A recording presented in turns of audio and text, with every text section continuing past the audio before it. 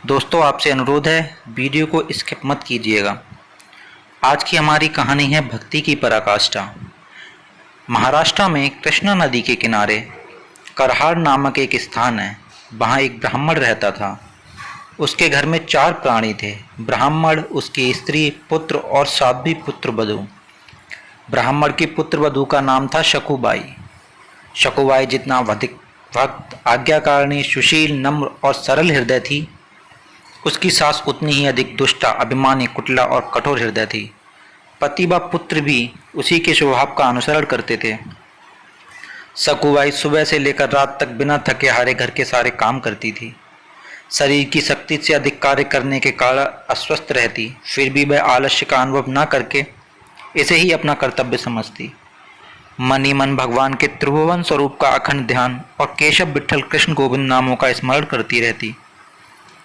दिन भर काम करने के बाद भी उसे सास की गालियां और लात घूंसे सहन करने पड़ते। पति के सामने 2 बूंद आंसू निकालकर हृदय को शीतल करना उसके नसीब में ही नहीं था। कभी कभी बिना कसूर के मार गालियों की बौछार उसके हृदय में सूल की तरह चुभती थी, परंतु अपने शील स्वभाव के कारण वह सब बातें पल में ही भूल जाती। इतना होने पर भी वह इस दुख को भगवान का आशीर्वाद समझकर प्रसन्न रहती और सदा कृतज्ञता प्रकट करती कि मेरे प्रभु की मुझ पर विशेष कृपा है, जो मुझे ऐसा परिवार दिया, वरना सुखों के बीच में रहकर मैं उन्हें भूल जाती और मोहबस माया जाल में फंस जाती।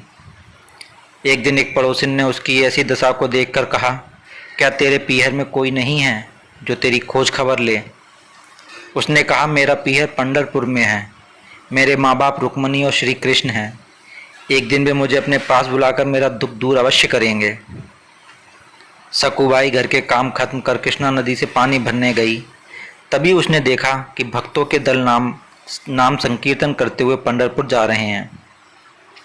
एकादशी के दिन वहाँ बड़ा भारी मेला लगता है।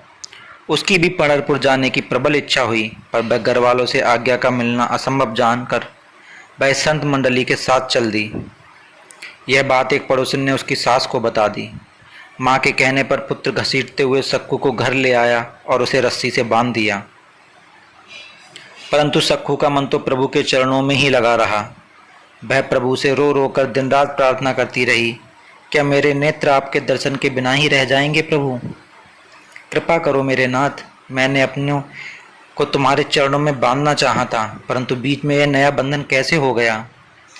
मुझे मरने का डर नहीं है, पर सिर्फ एक बार आपके दर्शन की इच्छा है। मेरे तो माँ बाप, भाई, इष्ट मित्र सब कुछ आप ही हो।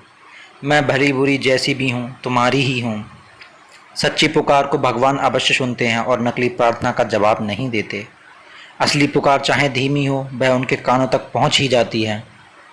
सक्कू की पुकार को सुनकर भगवान एक स्त्री का रूप धारण कर उसके पास आकर बोले, मैं तेरी जगह बन जाऊंगी, तू चिंता मत कर। यह कहकर उन्होंने सक्कू के बंधन खोल दिए और उसे पंढरपुर पहुंचा दिया। इधर सास ससुर रोज उसके पास जाकर खरी खोटी सुनाते, वह सब सह जाती। जिनके नाम स्मरण मात्र से माया के दृढ़ बंधन टूट जाते हैं, वे भक्त के लिए सारे बंधन स्वीकार करते हैं। आज सक्कू बने भगवान को बंधे 2 हफ्ते हो गए।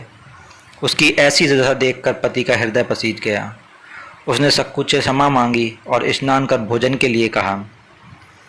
आज प्रभु के हाथ का भोजन कर सबके पाप धुल गए थे। उधर सक्कू यह भूल गई कि उसकी जगह दूसरी स्त्री बंधी है। उसका मन वहाँ ऐसा लगा कि उसने प्रतिज्ञा की कि शरीर में जब तक प्राण है वह पंढरपुर में ही रहेगी। प्रभु के ध्यान में उसकी समाधि लग गई और शरीर अचेत हो जमीन पर गिर पड़ा। गांव के लोगों ने उसका अंतिम संस्कार कर दिया। माता रुक्मणी को चिंता हुई कि मेरे स्वामी सक्कू की जगह पर बहू बने हैं।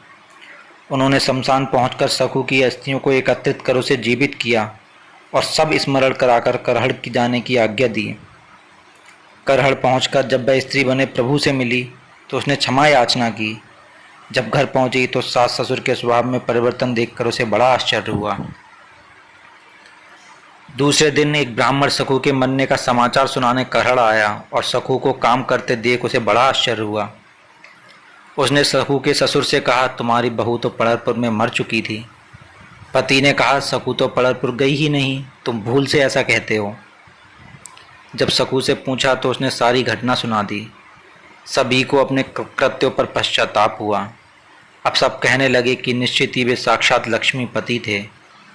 हम बड़े ही नीच और भक्तिहीन हैं। हमने उनको ना पहचान कर व्यर्थ ही बांधे रखा और उन्हें ना मालूम कितने कलेश दिए।